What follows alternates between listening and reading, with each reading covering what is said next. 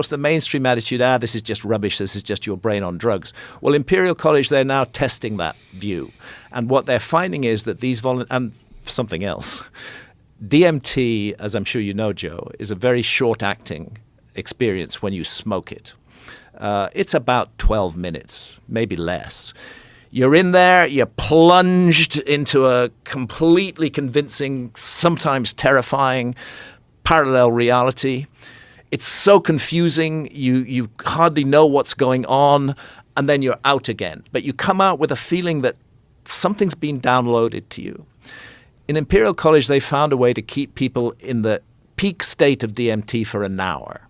They're delivering it through drip, through timed release, and they're keeping the volunteers in an hour in that state. So they have time to find their way around the DMT realm that they find themselves in. And the astonishing thing is that these volunteers, both men and women, are all coming back with accounts of meeting the same entities and the same world. And it has to raise the question, and I know Rick Strassman has been on your show, and kudos to Rick Strassman, because he was really the first scientist to work with DMT and human volunteers at the University of New Mexico. Rick Strassman is open to the idea that what happens with DMT is that it alters the receiver wavelength of the brain, and that it allows us to gain access to other realities, that these encounters are not unreal, that they're real, but they're real on a level that we can't experience in a day-to-day state of consciousness. We have to be in an altered state of consciousness in order to experience them. And ultimately, the aim of this project is to map the DMT realm. You know, we talk a lot about extraterrestrials and ETs and making contact, and I'm sure the universe is filled with life, and it would be a very good thing to have the tech to make contact, or perhaps not a good thing, with all those other life forms in the universe. But right there in the DMT experience, inside our own heads, we have the opportunity to encounter another world, another realm, entities who are very different from ourselves and who have teachings to give us. And I think we should be spending a lot more research funds on exploring those experiences and finding out what's going on, rather than zooming off to other planets. Let's do both, but let's make sure that we understand that the consciousness is an enormous mystery, and at the level of consciousness, DMT opens up literally a parallel world. And there's a nexus here with quantum physics, and with the notion of parallel realms and parallel realities. Maybe we can actually access them. Well, the work at Imperial College ultimately is going to come up with some answers on that. And so much more cost effective. So much more cost effective. Traveling to other galaxies. Yeah. I mean, let's do that first. Yeah. Let's understand what we are. Let's understand what our consciousness is. Let's not just keep locked in this, we're here to produce, we're here to consume, we're here to buy cars. Sure, we're here, those are all part of our life today, but it's not all of us. We're much more mysterious, much deeper creatures than that. And psychedelics offer a doorway into another way of exploring human consciousness. And when we do that, we find that there are unseen realities all around us that can be made visible in a deeply altered state of consciousness. And yes, in terms of research funds, it's so much cheaper than trying to, fly off to Mars or wherever. I'm not saying we shouldn't do that.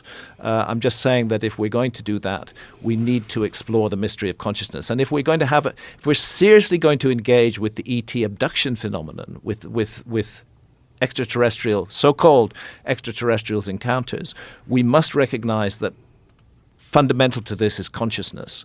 It's not just physical contact. There's consciousness is involved. I wrote a book back in 2005 called Supernatural Meetings with the Ancient Teachers of Mankind. And it is astonishing, Joe, how encounters that were described as encounters with elves and fairies in the Middle Ages, encounters that shamans to this day describe as encounters with spirits, that all the characteristics of those encounters apply to encounters with so-called extraterrestrials today. It's as though in each generation, each civilization, we construe experiences according to our cultural background. So they called them fairies and elves in the Middle Ages. Shamans called them spirits. We call them ETs today. But if we're really going to crack this problem, and it is a problem, and it is a mystery, I'm not dismissing it, it's a very important mystery. If we're going to crack it, we're going to have to use psychedelics to explore the mysteries of consciousness. Yeah, I'm very excited that the attitudes about this stuff from the general public, people are much more open-minded now than ever before. Yeah. I mean, ever in my lifetime. I remember discussing with people doing DMT in the early 2000s, and people are like, what is wrong with you? Yeah, Like, exactly. what are you, crazy? Exactly. And now almost everybody and their cousin has a story about, trying ayahuasca or Yeah. doing psilocybin or having some sort of an experience with peyote. Yeah. Yeah, it's very very widespread, and I would say it's part of an overall change in our society, which is extremely healthy, which is the change of just accepting what the experts tell us. Oh, a scientist said this, so it must be true. We're starting to think for ourselves, and we're not willing any longer to be told what to think. We're wanting to find out for ourselves, and that attitude has very much affected the way that people relate to psychedelics. And when people explore the psychedelic experience in a responsible way, and psychedelics are very serious business. You and I both know this. They're very, very serious business. I would not encourage children to take psychedelics. But actually, if we want to keep children away from psychedelics, it would be far better to make them legal than leave them illegal and available on the black market. I think it's something for the mature mind. But I regard it as a fundamental human right of adults to be able to explore our unconsciousness so long as we do no harm to others. And I see this attitude spreading much more widely in society. What the hell is that guy in a suit? What right has he got to tell me how I treat my own health or how I treat my own consciousness? So long as I do no harm to others, that is entirely my business and nobody else's. Agreed.